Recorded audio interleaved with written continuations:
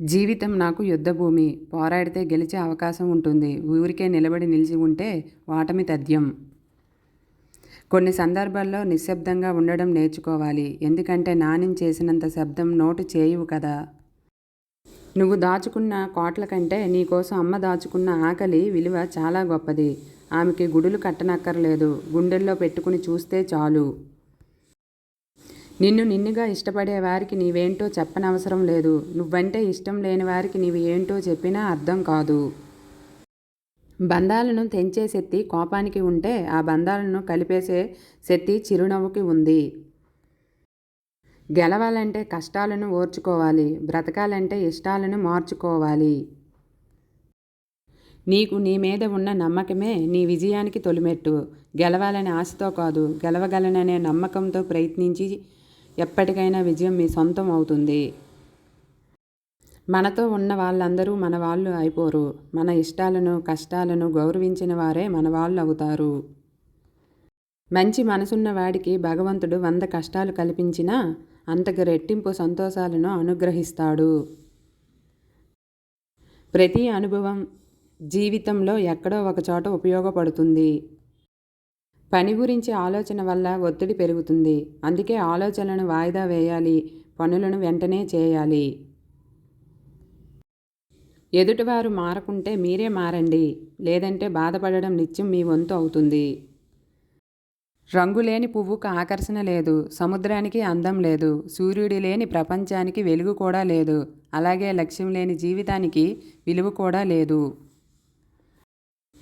మన జీవితంలో ఎన్ని బంధాలు ఉన్నప్పటికీ మన ఇష్టాలని, కష్టాలని పంచుకోవడానికి భగవంతుడు సృష్టించిన అద్భుతమైన అనుబంధమే స్నేహం. ఒక్కొక్కసారి నీ నిజాయితీ, ధైర్యం, తెలివితేటలు ఇవేవీ నిన్ను గెలిపించలేనప్పుడు ఓర్పు, సహనం మాత్రమే నిన్ను గెలిపించగలవు. బాధ ఎంత గొప్పదో సంపద అంత చెడ్డది. ఎందుకో తెలుసా? బాధ కలుగుతూనే మన సొంత వాళ్ళను గుర్తుకు వచ్చేలా చేస్తుంది. అలాగే సంపద వస్తూనే మన సొంత వాళ్ళను కూడా మనకి మర్చిపోయేలా చేస్తుంది.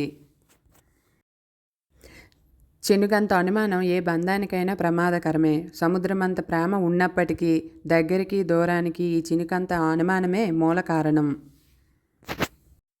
వినే ఓపిక లేనివాడు ఎప్పటికీ అజ్ఞానిగానే మిగిలిపోతాడు. చెప్పే ధైర్యం లేనివాడు ఎప్పటికీ పిరికివాడిగానే ఉండిపోతాడు. చిన్న విషాన్ని ఎన్నిసార్లు వడపోసినా అమృతం అవ్వదు. అలాగే మనల్ని అర్థం చేసుకోలేని వాళ్లకు మన గురించి ఎంత చెప్పినా అది వ్యర్థమే కదా. జీవితంలో ఎప్పుడూ కూడా నటించవద్దు. నీవు ఎలా ఉన్నావో అలాగే ఉండు. ఎవరైనా మెప్పించడానికి ప్రయత్నం చేయకు.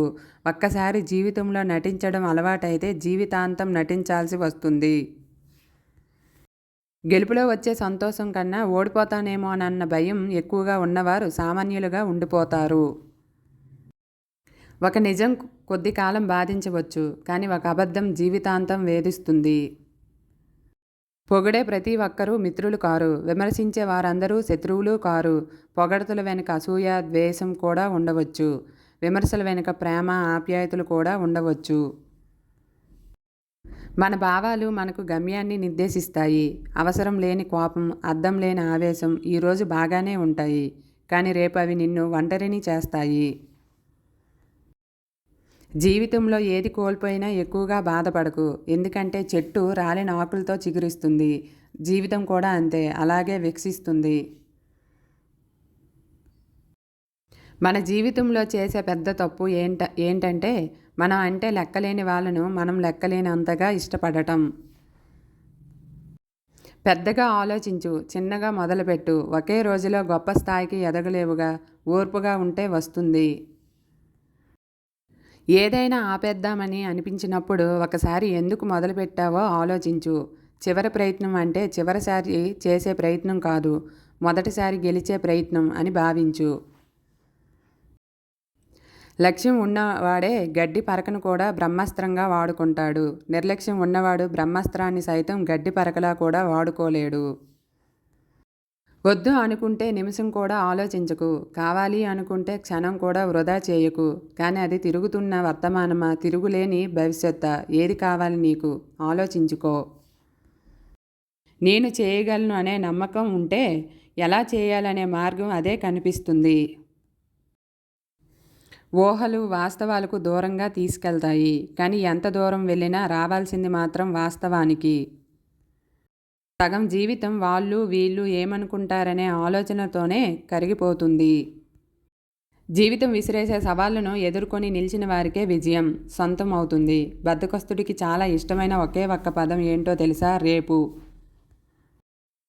సాధించాలనుకున్నప్పుడు శ్రమించే స్వభావం, విమర్శలను భరించే సహనం ఉండి తీరాలి.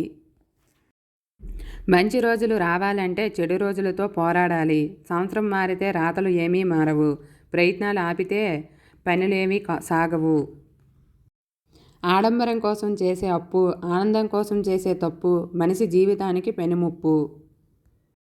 గమ్యం దూరమైనా నీ పయనాన్ని ఆపొద్దు. మార్గం కష్టమైనా నీ ప్రయత్నాన్ని ఆపొద్దు. ఆకలితో ఉన్న సింహం కంటే అత్యాశతో ఉన్న మనిషి చాలా ప్రమాదకారి. గెలుపుని ఎలా పట్టుకోవాలో తెలిసిన వారి కంటే వాటిని ఎలా తట్టుకోవాలో తెలిసిన వారే గొప్పవారు. ఈ సూక్తులలో మీకు ఏ సూక్తి నచ్చిందో కామెంట్ చేయండి. అలాగే ఈ వీడియోని నచ్చినట్లయితే లైక్ చేసి షేర్ చేయండి.